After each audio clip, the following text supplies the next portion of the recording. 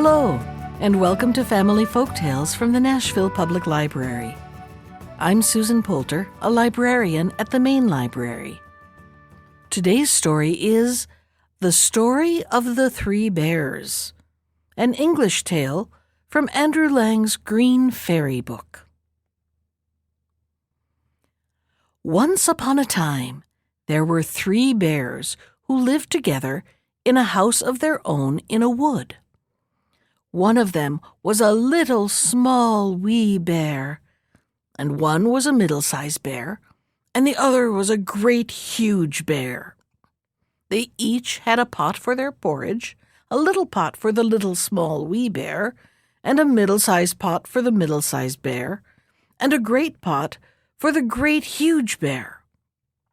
And they each had a chair to sit in, a little chair for the little small wee bear, and a middle-sized chair for the middle bear, and a great chair for the great huge bear. And they had each a bed to sleep in, a little bed for the little small wee bear, and a middle-sized bed for the middle bear, and a great bed for the great huge bear. One day, after they had made the porridge for their breakfast and poured it into their porridge pots, they walked out into the wood while the porridge was cooling, that they might not burn their mouths by beginning too soon to eat it. And while they were walking, a little old woman came to the house.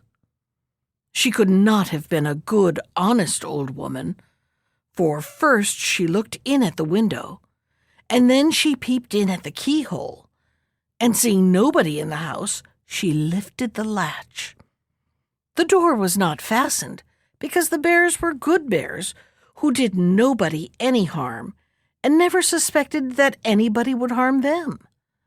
So the little old woman opened the door and went in, and well pleased she was when she saw the porridge on the table.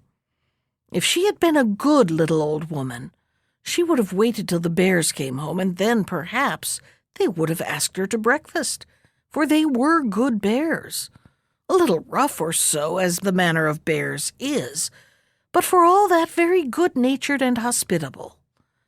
But she was an impudent, bad old woman, and set about helping herself. So first she tasted the porridge of the great huge bear, and that was too hot for her, and she said a bad word about that. And then she tasted the porridge of the middle bear, and that was too cold for her, and she said a bad word about that too.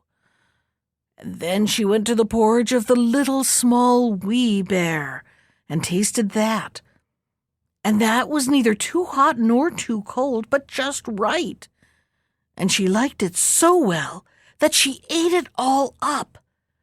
But the naughty old woman said a bad word about the little porridge pot, because it did not hold enough for her. Then the little old woman sat down in the chair of the great huge bear, and that was too hard for her. And then she sat down in the chair of the middle bear, and that was too soft for her. And then she sat down in the chair of the little small wee bear, and that was neither too hard nor too soft, but just right. So she seated herself in it, and there she sat till the bottom of the chair came out, and down came she, plump upon the ground. And the naughty old woman said a wicked word about that too. Then the little old woman went upstairs into the bedchamber in which the three bears slept. And at first she lay down upon the bed of the great huge bear, but that was too high at the head for her. And next she lay down upon the bed of the middle bear, and that was too high at the foot for her. And then she lay down upon the bed of the little small wee bear, and that was neither too high at the head nor at the foot, but just right. So she covered herself up comfortably, and lay there till she fell fast asleep. By this time the three bears thought their porridge would be cool enough, so they came home to breakfast. Now the little old woman had left the spoon of the great huge bear standing in his porridge. "Somebody has been at my porridge," said the great huge bear in his great gruff voice. And when the middle bear looked at his, he saw that the spoon was standing in it too. They were wooden spoons. If they had been silver ones, the naughty old woman would have put them in her pocket. "Somebody has been at my porridge," said the middle bear in his middle voice. Then the little small wee bear looked at his, and there was the spoon in the porridge pot, but the porridge was all gone. "Somebody has been at my porridge and has eaten it all up," said the little small wee bear in his little small wee voice. Upon this, the three bears, seeing that someone had entered their house and eaten up the little small wee bear's breakfast, began to look about them. Now the little old woman had not put the hard cushion straight when she rose from the chair of the great huge bear. "Somebody has been sitting in my chair," said the great huge bear in his great rough, gruff voice. And the little woman had squatted down the soft cushion of the middle bear. "Somebody has been sitting in my chair," said the middle bear in his middle voice. And you know what the little old woman had done to the third chair. "Somebody has been sitting in my chair and has sat the bottom of it out," said the little small wee bear in his little small wee voice. Then the three bears thought it necessary that they should make farther search, so they went upstairs into their bedchamber. Now the little old woman had pulled the pillow of the great huge bear out of its place. "Somebody has been lying in my bed," said the great huge bear in his great rough, gruff voice. And the little old woman had pulled the bolster of the middle bear out of its place. "Somebody has been lying in my bed," said the middle bear in his middle voice. And when the little small wee bear came to look at his bed, there was the bolster in its place, and the pillow in its place upon the bolster. And upon the pillow was the little old woman's ugly, dirty head, which was not in its place, for she had no business there. "Somebody has been lying in my bed, and here she is," said the little small wee bear in his little small wee voice.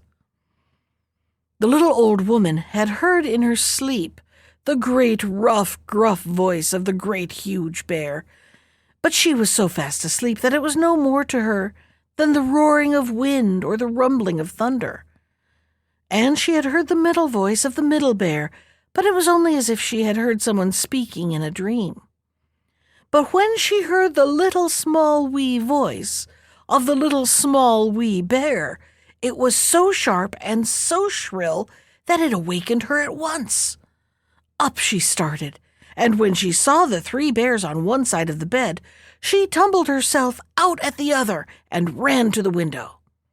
Now, the window was open because the bears, like good tidy bears as they were, always opened their bedchamber window when they got up in the morning.